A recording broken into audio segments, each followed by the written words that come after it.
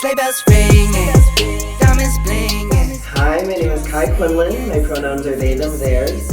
For my holiday look, I'm going to be dyeing my hair using Ion Color Brilliance hair dye in dark red blonde. I sectioned the top layer of my head into two sections and applied Vaseline around the entire perimeter of my hair. I'm going to apply this about 1.5 inches away from my scalp to avoid hot roots. That's when your roots are way brighter than the rest of your hair because your scalp actually generates heat and it speeds up the developing process.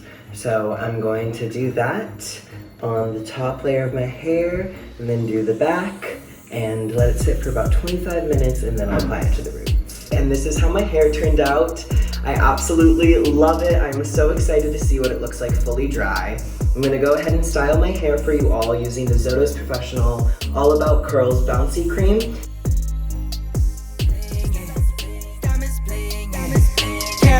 Elated, I'm so happy. They say, Nick, what you got up in that bag, yeah.